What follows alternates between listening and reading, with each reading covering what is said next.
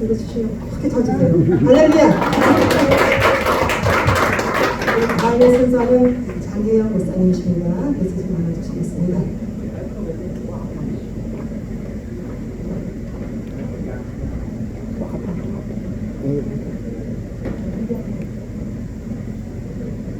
할렐루야!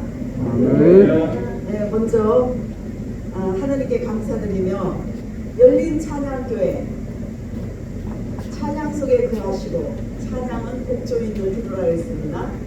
이 찬양교회가 기도원이 엄청나게 예수님의 이름으로 부흥 발전되기를 더욱더 기도하며 축원드립니다. 할렐루야.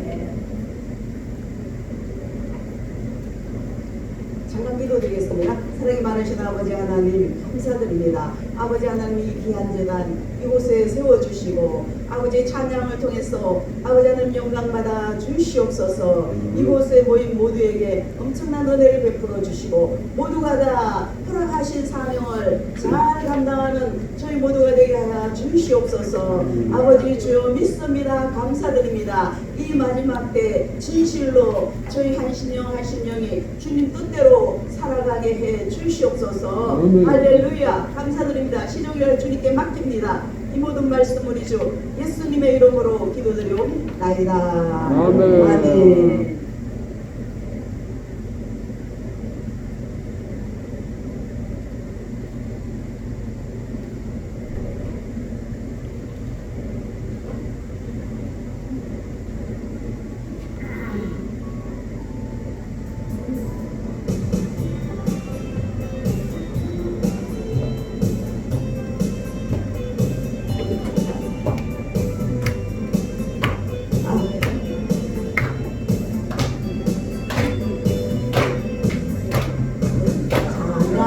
언제나 넘치며 은혜로 얼굴이 하늘로 성령의 충만한 모습을 서로가 느껴요.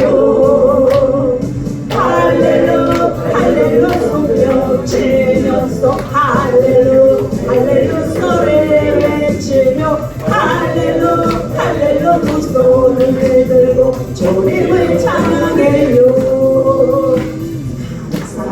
언제나 넘치며 은혜로 얼굴이 환해요. 성령의 충만한 모습을 서로가 느껴요. 할렐루 할렐루 손뼉 치면서 할렐루 할렐루 소리 외치며 할렐루 할렐루 두 손을 들고 주님을 찬양해요. 언제나 넘치며 은혜로 얼굴이 환해요. 성령의 충만한 모습을 서로가 느껴요. 할렐루 할렐루 손뼉 치면서 할렐루 할렐루 소리 외치며 할렐루 할렐루 두 손을 들고 주님을 찬양해요. 기도가 언제나 넘치며 은혜로 얼굴이 환해요. 성령의 충만한 모습을 서로가 느껴요. 할렐루 할렐루 손뼉 치면서 할렐루 할렐루 소리 외치며 할렐루 할렐루 두 손을 들고 주님을 찬양해요.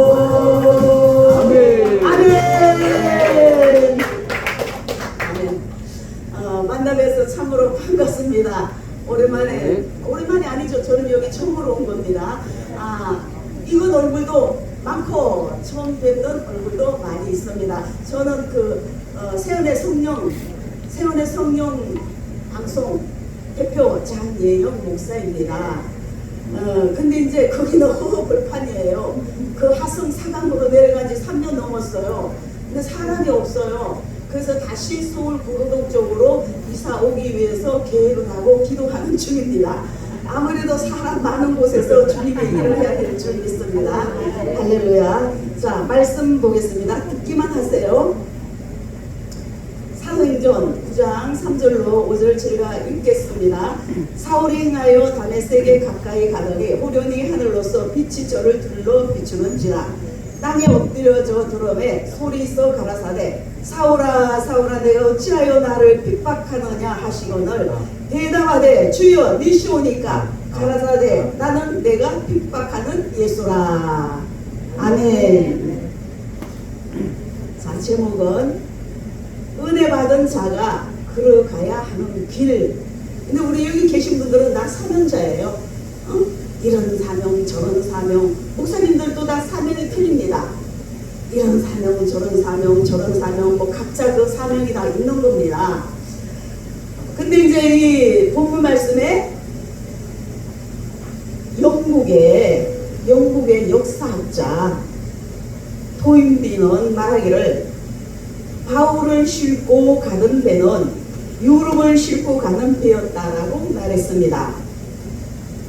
역사가 토인비의 눈에 바울에 의한 복음 전파가 유럽의 역사를 변화시켰다고 보였던 것입니다. 참으로 사도 바울은 인류의 역사를 바꿨던 대전도자였습니다. 바울은 당대의 최고 학자 가말리엘 문화에서 수학한 유대교의 신예 학자였습니다. 또 바울은 이론가였을 뿐만 아니라 행동가였어요. 행동파. 유대교 교리를 파괴한다고 여겼던 기독교를 집요하게 핍박하였던 것입니다. 그래서 예루살렘에서 213km나 떨어진 다메섹 성도들까지 체포하기 위해서 대제사장이 발급한 공문을 가지고 떠날 만큼 사도 바울은 기독교에 대한 강한 적대감을 가지고 있었습니다. 그런데 다메섹 도상에서 그 기독교인들을 잡아서 체포하려고 막 달려가는 도중에 다메섹 도상에서 빛으로 나타나신 예수님을 만난 겁니다. 그리고 예수님의 음성을 들었어요. 오늘날 우리가 주님을 통해서 성령의 음성을 계속 듣고 살아야 되는 겁니다. 우리 모두는 영안이 활짝 열린 생활을 해야 되는 겁니다. 할렐루야. 그리하여 사도 바울은 박해자에서 대사도로 변화되었습니다. 은혜를 받았으면은 은혜를 받은 자답게 은혜 받은 길로 바르게 갔기 때문에 승리자가 되었습니다. 사도 바울은 승리자가 되었습니다. 토인비는 말하기를 전도에 바르게 응전하였기 때문에 역사를 바꾸는데 사도가 될 수 있었던 것입니다. 그렇게 말했습니다. 우리는 오늘날 수시로 하나님을 체험하고 있습니다. 자주 하나님을 체험하잖아요. 환경을 통해서 꿈으로 환상으로 또 영감을 통해서 여러 방면으로 주님을 만나고 체험합니다. 문제는 하나님의 은혜가 적은 것이 아니라 우리가 그에 합당한 태도를 취하고 있지 못하는 데 있다는 겁니다. 자, 그럼 첫 번째, 자아를 깨트려야 됩니다. 자아를. 목사가 됐건 근사가 됐건 장로 누구가 됐든 간에 자아가 확 깨져야 돼요. 누가 뭐라 그래도 시험 들지 마라. 그러냐? 그래 할래? 그래 알았어. 이러고 넘어가야지. 뭐 저런 게 다 있어. 뭐 어째? 그러면 안 된단 말이에요. 오늘 시험이 다 오잖아요. 사람을 통해서. 그래서 우리는 자아가 팍팍 깨져야 되는 겁니다. 혈기분한 마음, 충천한 마음으로 다메섹을 향해 달려가던 바울의 길을 가로막은 것은 그가 핍박하던 예수님이셨습니다. 예수님은 빛으로 나타나신 주님의 음성을 사도 바울은 예수님의 음성을 들었다 이겁니다. 말씀드렸잖아요. 그래서 사도 바울은 3일 동안 금식하고 기독교 신자 아나니아로부터 안수를 받고 세례를 받았습니다. 그리고 즉시로 회당에 들어가서 예수가 하나님의 아들이심을 전파했습니다. 그리고 막 기독교인들 막 정신이 멍한 거예요. 그리고 며칠 전에 갑자기 그냥 우리를 갖다가 막 잡아쳐놓으려고 저러더니 갑자기 예수님이 하나님의 아들이라고 그러니까 막 그냥 뻥뻥해진 겁니다. 다들 며칠 사이 완전히 딴 사람으로 변화되었던 것입니다. 그래서 주님을 만난 바울은 그 못된 자아가 완전히 깨져버린 겁니다. 주님을 만나고 자아가 깨지고 그러므로 일꾼이 된 진정한 사명자가 될 수 있었습니다. 오늘날 우리들의 문제는 예수님을 만나고 은혜를 체험했지만 정작 나의 자아는 그대로인 사람이 너무 많습니다. 목사가 됐으면 목사답게 살도록 노력해야 되는 겁니다. 할렐루야. 네. 이사야 선지자를 보세요. 이사야 선지자 보좌에 앉으신 주님을 보았을 때 하로다 나는 망하게 되었도다. 나의 입술이 부정한 사람이요 입술이 부정한 백성 중에 거하면서 만군이신 왕을 되었음이로다. 이렇게 이사야는 고백을 했습니다. 이 소리는 자신의 자아를 깨트리는 참회의 소리입니다. 자신의 삶에 대해 자신의 가치관, 자신의 명예, 자기의 체면보다 하나님의 뜻을 앞세우는 거룩한 우리 모두가 되어야 할 것입니다. 항상 하나님 앞세워야 돼요. 하나님께 늘 영광 돌려야 돼요. 그리고 하나님께는 최고의 좋은 것을 드려야 돼요. 할렐루야. 그리스도의 향기를 바라는 우리 모두가 되어야 할 것입니다. 자기에게 유익한 것조차 그리스도를 위해서 버려야 되는 겁니다. 자아를 깨뜨리면은 많은 영적 열매를 맺게 되는 것입니다. 두 번째, 하나님과 교제해야 됩니다. 하나님과 끊임없는 교제가 이루어져야 되는 겁니다. 바울이 얻은 은혜는 예수님께서 그에게 친히 찾아오셔서 그를 만나 주신 은혜였습니다.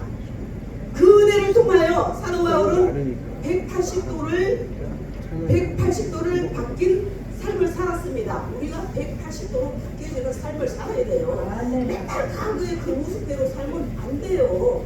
늘 발전이 되고 주님 안에서 영적으로 상승하는 삶을 살아야 되는 겁니다. 할렐루야. 사도 요한은 우리가 먼저 하나님을 사랑한 것이 아니라 하나님께서 먼저 우리를 사랑하셨다고 분명히 말씀하고 있습니다. 우리는 은혜를 받은 만큼 은혜 안에서 살면서 열매를 맺어야 돼요. 아니 그들의 열매를 보면 알잖아요. 아직도 열매가 없으면 어떻게 되는 거예요? 농부이신 하나님께서 많은 좋은 갈나무를 심었어요. 3년이고 5년이고 10년을 기다리는데도 열매 맺어봐요. 에이 요런 나무는 싹둑 잘라버리잖아. 톡으로 베어버린단 말이에요. 그러나 나무는 볼품이 없어도 소담스러운 열매를 주렁주렁 맺어보세요. 얼마나 농부이신 하나님께서 기쁘시겠습니까? 그러면 우리에게 영권이과 물권의 축복을 자동 캐스로 물붓듯이 부어주시는 겁니다. 할렐루야. 기도와 말씀, 예배, 성령 하나님과의 만남 본독히 해야 되는 겁니다. 또 바울은 하나님을 만난 후 향랑한 아라비아 사막에서 3년 동안 기도와 말씀으로 묵상하며 하나님과의 교제를 담당해 나갔던 것입니다. 제가 그 화성사각으로 이사갔는데 3년이 지났잖아요. 제가 좀 철딱시 없어서 하나님이 뭔가를 더 깨닫게 하려고 훈련시키려고 또 보내신 것 같아요. 저는 분명히 하나님의 음성을 듣고 명령 따라 화성사각으로 이사간 겁니다. 서울에 있다가. 근데 이제 때가 되니까 다시 하나님은 또 서울로 올리려고 그러시는 겁니다. 하나님의 뜻과 승리는 모르는 거예요. 그냥 무조건 믿습니다 하고 그냥 순종하고 나가면 되는 거예요. 그러면 복이 되는 겁니다. 할렐루야. 하나님과의 끊임없는 교제가 바울을 최고로 전도자로 만들었던 것입니다. 다니엘은 30일 동안 왕외에 다른 신을 어떤 사람에게 무엇을 구하면은 사자굴에 던져넣기로 한 조수에 의인이 지킨 것을 알고도 평소와 같이 예루살렘을 향해서 창을 열어놓고 하루에 3번씩 기도를 했습니다. 종교개혁자 루터는 분주한 생활 가운데서도 하루 4시간씩 기도했습니다. 칼빈도 매일 5시간씩 기도했습니다. 성경을 읽었습니다. 할렐루야! 그래서 이제 저 같은 경우는 새로 성경을 샀어요. 다시 한번 성경을 읽습니다. 하루에 뭐 20장이고 30장이고 막 읽습니다. 색연필 한 7, 8가지를 갖다 놓고 빨간 절, 파란 절, 노란 절, 정독, 다독, 절독, 자독. 굉장히 은혜가 되더라고요. 옛날에 성경 맺독했지만은 그거하고는 틀려요. 이야, 이 성경 말씀이 이래서 살아있는 생명의 말씀이에요. 굉장히 새롭고 은혜가 돼요. 진짜로. 한번 읽어보세요. 그래서 이 칼빈도 이렇게 성경을 읽고 하루 5시간씩 기도하고, 이들의 종교개혁은 하나님과의 돈독한 교제의 결과였던 것입니다. 우리가 한 번의 은혜를 맛본 것에서는 만족해서는 안 되는 겁니다. 더 깊은 은혜에 들어가기 위해 하나님과의 끊임없는 교제를 계속해 나가야 되는 겁니다. 더 큰 축복의 은혜의 길로 나가야 되는 겁니다. 자, 3번째 빨리 할게요. 하나님은 말씀을 지키는 자를 사랑하며 함께 하십니다. 하나님과 교제하는 자는 늘 하나님의 보호를 받습니다. 자, 3번째, 사명자의 길을 걸어야 됩니다. 우리가 사명을 감당해야 되고 사명자의 길을 걸어야 됩니다. 사명자의 길은 결코 행복한 길이겠지만 이 다음에 하늘나라에 가면 엄청난 축복과 영광과 행복의 길이지만 이 세상 사는 동안에는 외로운 길, 홀로 걸어야 되는 길, 또 어떤 데는 여러 가지 많은 스트레스로 받는 길, 또 좋은 길도 있어요. 뭐 여러 가지 복합적으로 그렇습니다. 바울은 하나님의 은혜를 통해 자신을 향한 하나님의 뜻을 깨닫고 그 사명을 감당하기 위해 애를 쓴 사람입니다. 우리가 어떻게 하면 하나님 뜻대로 살 것인가 애를 써야 되는 겁니다. 할렐루야, 할렐루야. 바울은 자신에게 주신 사명 분명히 인식했습니다. 갈라디아서 2장 8절에 베드로에게 역사하사 그를 할례자의 사도로 삼으시니가 또한 내게 역사하사 다른 이방인에게 사도로 삼았느니라. 또한 사도 바울은 막연한 사명이 아니라 다른 사람과 구별되는 자신만의 사명도 깨달았던 것입니다. 뿐만 아니라 이 사명을 알기 위해서 노력을 아끼지 않았습니다. 10년 동안 3차례에 걸쳐서 여러 긴 여행을 하면서 온갖 고난을 무릅쓰고 복음을 전하였습니다. 고린도후서 11장 23절로 27절에 다음과 같은 고백을 하는 겁니다.